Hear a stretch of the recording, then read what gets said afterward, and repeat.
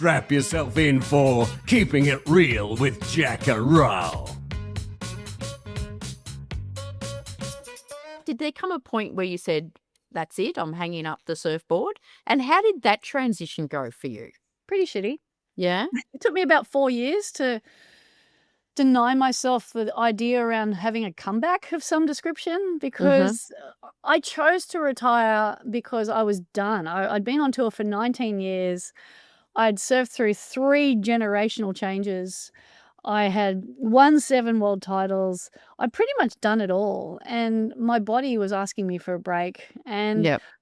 I was just thinking about life outside of surfing more than I was thinking about life inside. Actually, the real point was that I wasn't willing to do the work out of the water to generate the results I expected within it. So it was a really easy decision. Like, I'm not willing to do the work. Just get away. I mean, I won't say I could still qualify, but back in those days, for the next 10 years, I would have still qualified. Yeah. But I wasn't invested in just taking up space. I was there to win. And if I'm not willing to do the work to win, then get out. So I retired at the old age of 36. Oh, look at you. I know. 19 years ago. Wow, 19. So you were in for 19 and you're out for 19. Hang on. No, I retired in 2008. Right, okay. Yeah. So I'm now 53. So Right. yeah, 16 years ago. Right, okay. Still a few years to go. Yeah, but I won my last world title 19 years ago. Oh. Yeah. Look at you. How about that? So you went out on a high. I went out on a high, but the transition was really hard. I really struggled for the next couple of years, probably 3 or 4 years, because I lost my sense of identity, structure, community, belonging. I went traveling, and when they asked you to write your occupation on the card, I had no idea what to write because I wasn't a professional athlete anymore. Like, I just lost my sense of self. What did you used to write, surfer or professional athlete? Professional athlete. You could just write legend now. Like, you are official legend. So just like that's true. I am in the Sport Australia Hall of Fame. Yeah. Just write legend. Legend. But it took a while to work it out, and then I found a mentor to help me navigate that, and a lot of those tools also appear in the Own Your Truth course. Yeah. Okay. Sounds like an amazing course. Yeah. So talking about legends, you married. I'm talking to one. Well, thank you, mate. It's like you married Kirk, who's so you've got some of Australia's, you're an Australian legend. He's an Australian legend rock star. What's the sort of, I don't know, the most surprising thing you've learnt of each other over the years?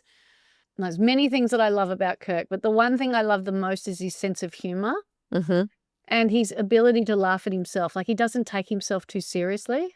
I feel that's been one of the biggest surprises because, I've met some pretty famous people and they can be pretty obnoxious and arrogant and very self-indulgent. Whereas Kirk, he's interested, not interesting. Yeah. And I love that about him. I love his curiosity and his sensitivity, his ability and willingness to share, his patience, his understanding, but also his candor and his honesty. Like, there's so many things I love about him, and his ability to laugh, and make me laugh. I really love that about him. When you just said that, not taking too seriously, it reminded me. The last time we caught up actually was lunch. We had lunch. Yes. We had lunch in Manly, but we were leaving the restaurant and we're walking because you had to go and cook dinner for your dad. And so he's walking, and of course you're walking, picking up cigarette butts and any plastic. tiny scrap of plastic, you're picking it up. And he goes, "This is how Layne walks." He said, we were behind. He goes, "This is just how Layne walks. She picks up stuff." And then he said, because he was going back home, and he goes, "Oh, there's the bus. If I run, I'll be able to get it." And so he had thongs, he's flip-flopped on. There he goes, running down. And what was funny, he jumped on the bus and then he hung out the door and waved to us. And you're just sort of so not what you'd expect from a rock star, like a real rock star. So he's obviously he's keeping it real, that's for sure. He does. He keeps it real. That's 100%. Yeah. Yeah. Who's more competitive? Me. I would. In fact, when I was asking that, I thought, yeah, of course you would be. Look, he can be when it chooses him. I mean, what's the word? Not when he chooses. When he chooses to be competitive, he can be, but he knows he's going to lose.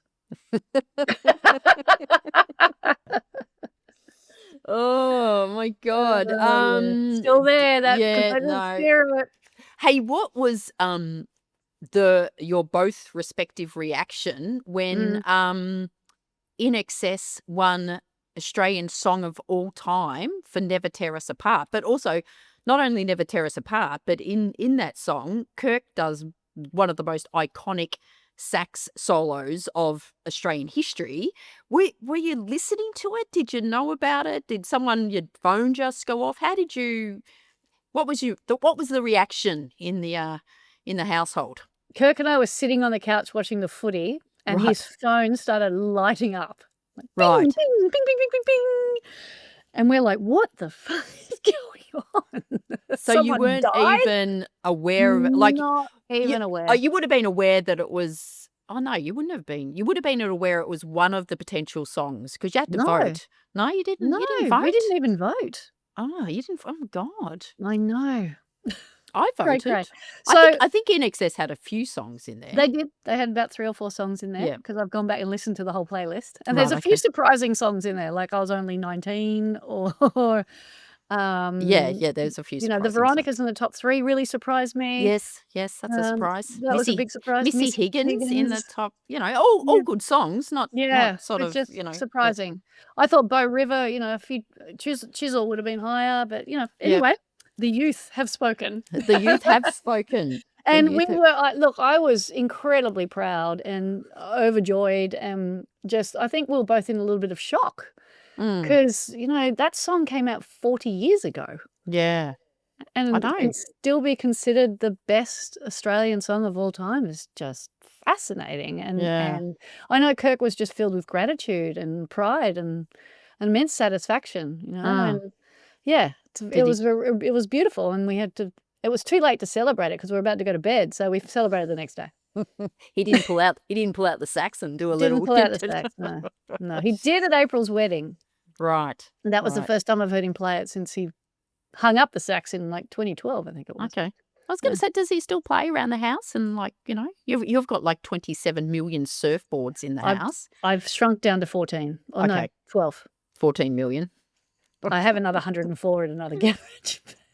He's got 2 guitars here and 1 saxophone. He's got 2 guitars. Is he Doesn't still come into? out. Is he still into his chilies? Last time, one of the times I was Yeah. at your place, he was growing all these different chilies. No, he's a bit of a cook, isn't he? He is a master chef, and that came from being actually working at Bill Buckle Automotive when he was 17. It was one of his first jobs in the car yard, and he went to a Chinese cooking course, and he used to cook all the stuff, lunch and at lunchtime on Fridays, and yeah, he's just been a great cook and loves his cooking.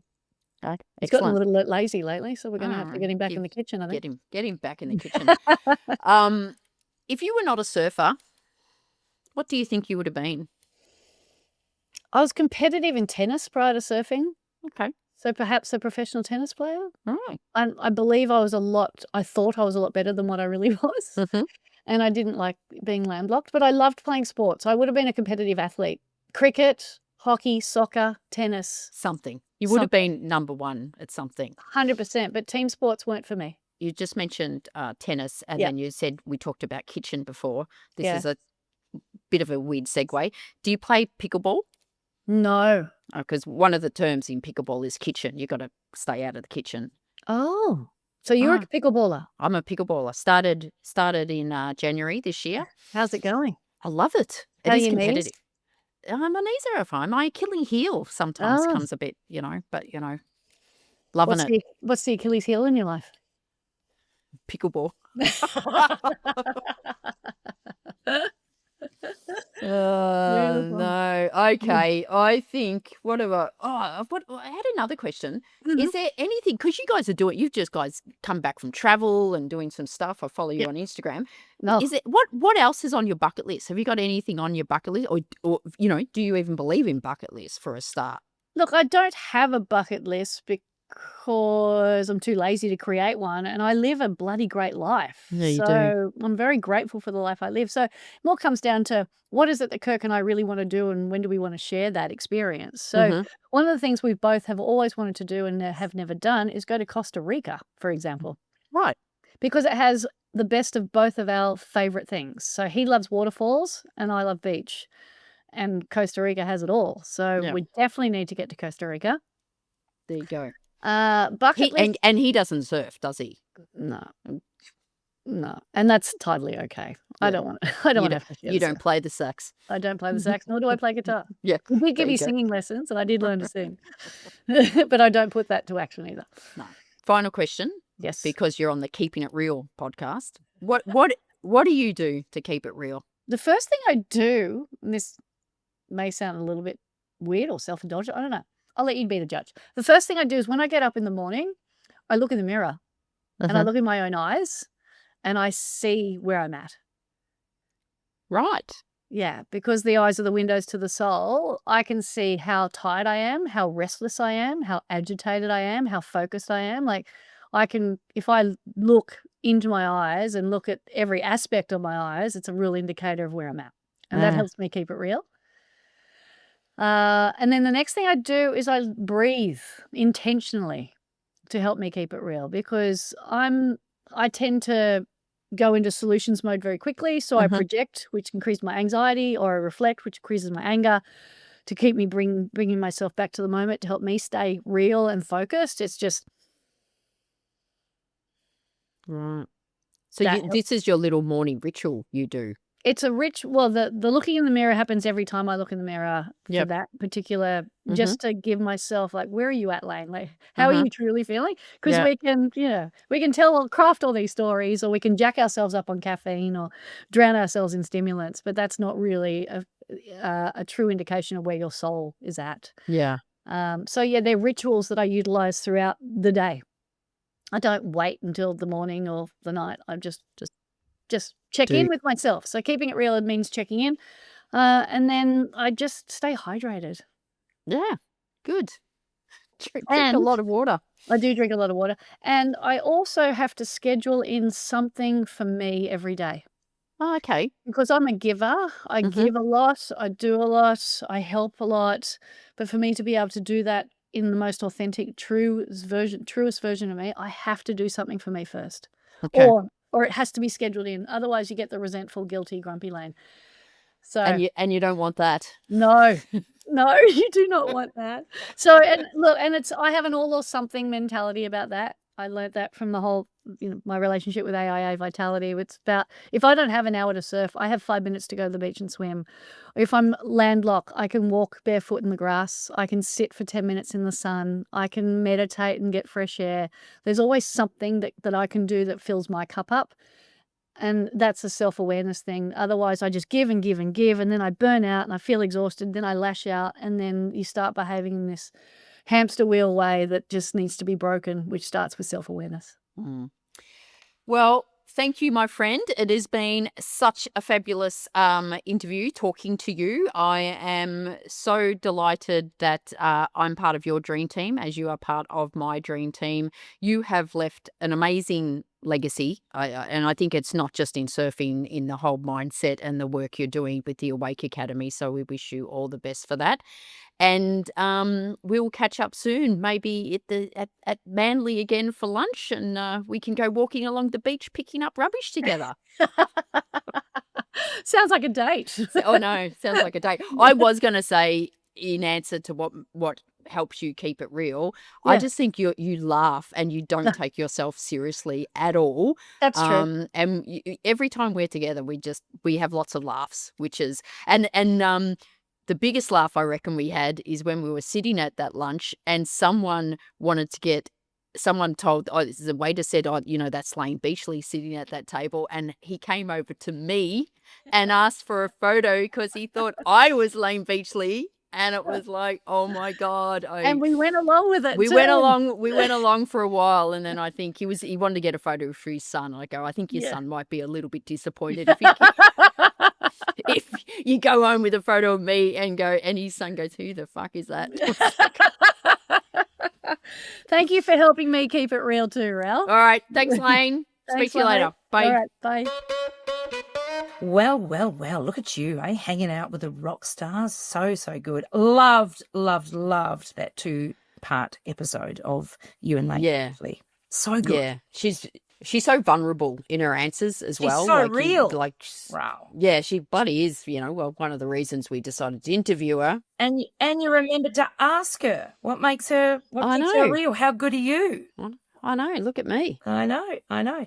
So one of the questions I had for you, which has probably nothing to do with the interview at this stage, is how did you meet Layne? Oh, so I met Layne, it was probably about 10 years ago. And when I was doing Thought Leaders Business School. So I was on faculty there. So I was one of the mentors. And Layne joined and she got assigned a mentor. And of course, everyone wanted to be her mentor, but they decided it'd probably be best for me to be her mentor. Why? And her practice was probably similar to mine, that as in, she was speaking and running workshops.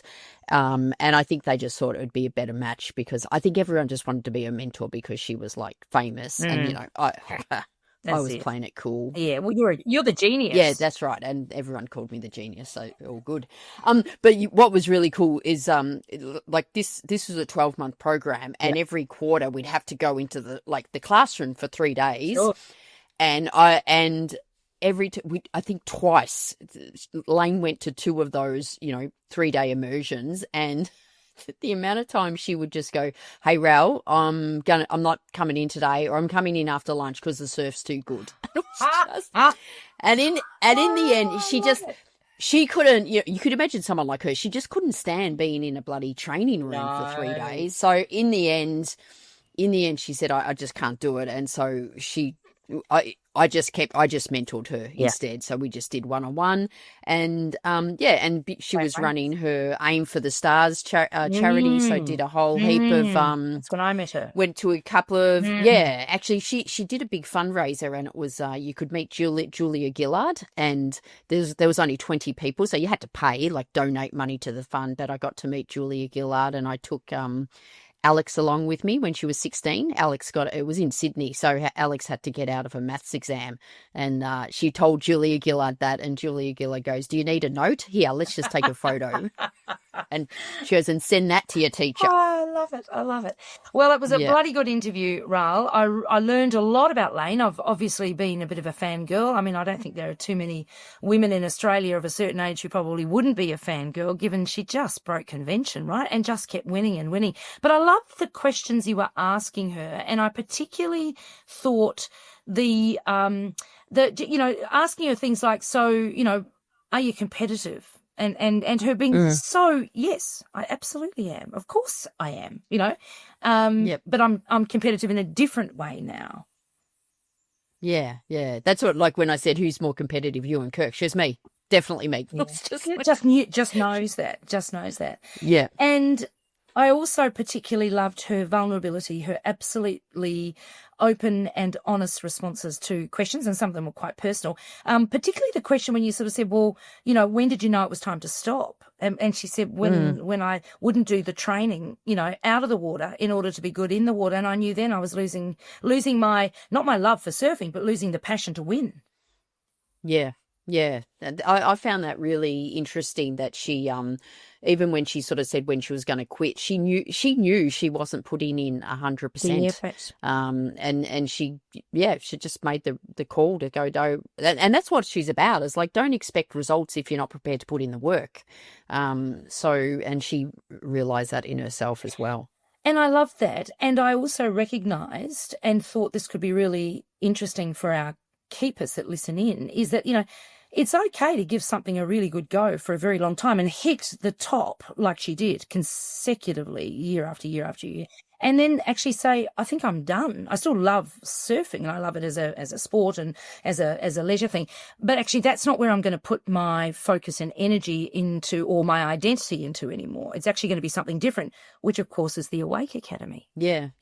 And she didn't mention this story, but I've heard this story before. And from her, she's told me when she was asked to be chair of Surfing Australia. So they had never, ever had a female chair ever. And she was asked to do it, and she tells this story. She's told me that she as soon as they asked her, she thought she was at lunch and they asked her, and she goes, I need to go to the toilet. And she goes, I was just in the toilet going, there's no way known I could do this. I don't have finance background. She had all this like self-doubt, and she talks about imposter syndrome. And then she accepted the role. And I sort of said, I remember when she first told me this story, I go, so like how long did you, like, was it days, was it weeks, was it months before you decided, no, stuff it, I can do it? She goes, oh no, just when I came out of the toilet. It's just like, so she had this like imposter syndrome for literally 3 minutes in the bathroom and then thought, stuff it. So and there's something in that really, yes, there is. Successful people just go, Work yeah, through you it. might have doubt, but you're not having doubt to stop you doing it. And you're not having doubt for days or weeks or months. You're just going, yeah, well, I don't need to know the finance because there's a finance person that can do that. And everyone has imposter syndrome and everyone has doubt. The difference is between those that put themselves in the arena and those that don't is they work through it and they say, well, actually, if I'm feeling like I'm an imposter, I'm probably in the right room because I'm being challenged. I'm being stretched. It's not easy. So lean into that. That is awesome. I didn't realise that and how fast that she made that decision. That is so cool. So cool. Yeah, that's what I think it was like, you know, when she said, oh no, just by the time it took me to go to the toilet and wash my hands, I decided, stuff it, I can do it. Yeah. So there's a real mindset there, and it sounds like that mindset has been working in her favour because of the work she's put in over years and years and years. But in her early days, that wasn't easy, right? That there were days there where she just sort of wasn't putting it in, and then there was again a bit of I think there was a mate. It was a surfing name I've forgotten already, but he was it was Guy Leach. Guy Leach, the Leachy. Iron That's right. Man. The Iron Man. That's right. Yeah, so they were mates, and he could see that something wasn't right, and so there was. It sounds like she's. I mean, the other cool thing she talked about is having that dream team that she spoke about, and having people in her. I mean, we talk a lot about your network and doing your audit. And I asked her that question, of course, and she said, yeah, you just let them go. The dream thieves, she said, you just let them go. That's right, let them go. So, in other words, they will set you right, on the days that you have doubts, or on the days that you don't even realise you're doubting yourself, but there's just some negative stuff coming out, or you just don't see yourself. This dream team pick up on that and help prop you back up. What a great piece of advice, again, to remind people about it's who you surround yourself with. And both her previous partner that she said was her rock, and now Kirk, and like seriously, when you see her, and I've been out to lunch with them, and it's like they're in love with each other. They're so cute. So cute. That was such a good story. Coming out of lunch, and she's busy picking up plastic and rubbish and cigarette butts, and he's in his flip-flops or his thongs, and he's racing to he runs off to the bus, and I mean, talk about keeping it real. These are two of the most well-known Australians for different reasons, who are together. Were people looking? Were people staring at them, or were they recognised when you're at lunch? Yeah, they're pretty well known. So we were in one of the, well-known restaurants in Manly, and I was catching up with Layne, and she goes, yeah, we'll catch up for lunch. She goes, oh, Kirk's coming. And then she went, oh, we've got, and when I went, there was a table for 4, and Layne goes, oh, Gary's coming as well. And I'm like, I don't know who the hell Gary is, but whatever. And then it dawned on me, well, it didn't dawn on me because they were talking about Gary. Gary is the other INXS member. So I'm sitting there having lunch with 2 of the INXS stars and Layne, and people know, but do you think they went home that day, Gary, Kirk, and Layne, and said, "Have a guess who we had lunch with today"? You like that, didn't you? Oh, no doubt. Hey, no doubt. Yeah. The impetus to start Awake Academy. I mean, what do you asked her the questions, you know her well. What was the point of that? I mean, why create that? What really drove that? Yeah, well, it's probably a step on from when she had Aim for the Stars. So she would give grants to people across all industries. It wasn't just sports, but she would raise money, and then they'd give like I think it was $5,000, and they tried to reach a lot of people, and that sort of I think that went for about 10 years and then it stopped, and this seems like it's a continuation of that, but as opposed to just giving money, it's professional development. And Brilliant. I mean, she's all about helping people reach their potential. Yeah. That's Awesome. what she's about, and that's what the Awake Academy's doing. But it's not just a financial handout. No. It's some Hey, I training. wonder how many other pro surfers have gone on to do something that really helps others unlock their potential, as opposed to just writing books or being on the speaking circuit or, commentating on in the media. Yeah, look, there's not a lot. And I would say not even surfers. I would say professional athletes. If you look at the speaking circuit, like I'm on the speaking circuit, there'll be professional athletes that speak, but they're the after dinner speakers. So they're not it's just funny stories. Normally it's pure entertainment. There's very few that have developed their own intellectual property and content and teach people something. So that I think there's very few that do that. And I'm trying now to think of any sporting that, and nothing's coming to mind. So a real drive there to help others, real servant leader from what I could gather from your conversation. Do you know how she grew up? I'm really curious. Well, she was adopted, so she speaks a lot about her adoption, and very open about that. And I think she's very, very open about her mother's pregnancy was because of rape. Oh, wow. So she speaks openly about that, and she grew up close to the water. Yeah. So Go figure. Yeah. I didn't think she was on a farm. No.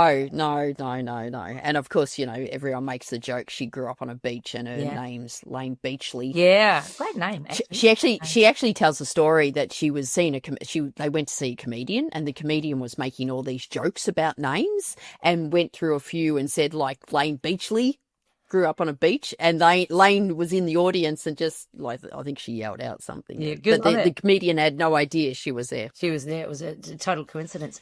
So, you know, when it comes to keeping it real, that is somebody who is very, very comfortable with who she is, what she's achieved, who absolutely has lent into the demons, has lent into the imposter syndrome, into, recognising she didn't, always get it right. And her tips were awesome. It's surround yourself with the right people, have the right mindset. I think, to wake up in the morning, how do you keep it real, Layne? I wake up in the morning and I look in the mirror and I look at my eyes. And as soon as she said that, and there was a lovely pause, and you left that pause and let that tension grow. And I'm like, what? Why? What's that about? But of course, window to the soul. And she said she can tell then straight away, how she is, how she's feeling. And then she can then go about, setting herself up for the day. Tell me what you made of that conversation, because that was awesome. That surprised me, that answer. But it, in one way it surprised me, in the other it didn't, because they are so fit and healthy and health conscious. But I mean, Kirk had a bit of prostate cancer a few years ago. So, like, I've stayed at their place once, and you get up in the morning and they've got all their supplements, and they're and like they a chemist. just eat. Yeah, they're so healthy. And she is. Yeah, it's really important to her physical health and her mental health. So it probably didn't surprise me that she's very centered around that, and and she wants to do that with others and help others, Oh, and I love that. That's so purposeful. But she also mentioned humour, which is something you and I absolutely she's funny. subscribe to. I mean, she said that's what keeps her real and what gives her perspective, finding the laughter and things, particularly about herself, that self-deprecation. And I thought that was just awesome. And it's a great, it's a great piece of advice. Find humour and lightness and joy in things, because there's plenty, to not find joy in. Yeah, absolutely. And she is, like, every time we get together, like, so many laughs. I can imagine. And the other thing, like, again, when I see her, she's in public, she's so down to earth, and everyone around her knows her, like everyone. And the whole, take the story about she walks along picking up any bit of litter. Like, she seriously does that, like, constantly. And I think it's such a role model, you know, because if people are seeing, like, it's almost like, well, you know, if Layne Beachley can stop and pick up not her rubbish, your freaking rubbish. Yeah. So. Yeah, says and, a lot. and she's, you know, a great environmentalist and, you know. She's a bloody good human and she keeps it real. She is good. And she absolutely does. Thanks to your terrific relationship and connection with her, mentor Raoul. Do you surf? Have you ever surfed? No. She's offered to give me a surf lesson, and I want to be there when that happens. I said, no, not. And I go, oh, I'm just scared of sharks. And she had a real go. She went, oh, I didn't take you for someone that would make decisions based on fear. And I went, all right, okay. And I went, it actually, and the sea water hurts my eyes too. And then I walked away going, well, did I just give up a surfing lesson? You probably did. You probably did. But yeah, I used to make a joke that, you know, when between us, we've won 7 world championships. Oh, you're good. You're very good. Well, it was an awesome interview. But yes, it was. Hopefully you enjoyed it all, keepers. And if you've got a suggestion of who I was we just going to could interview, let us know. Yeah, so you think about, we've done a politician, we've done 2 entrepreneurs who are really disrupting categories, sex tech and also high performance.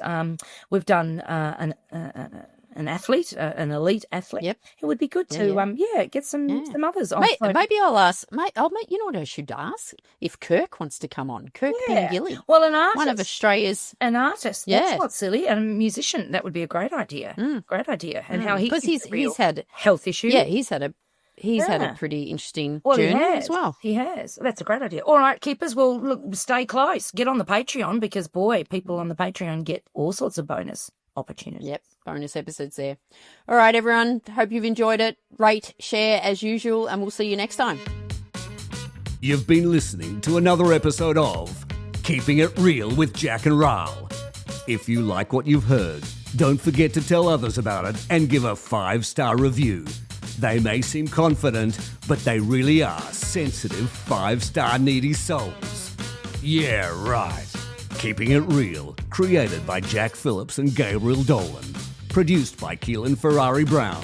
And this really real voiceover, spoken by Richard Phillips.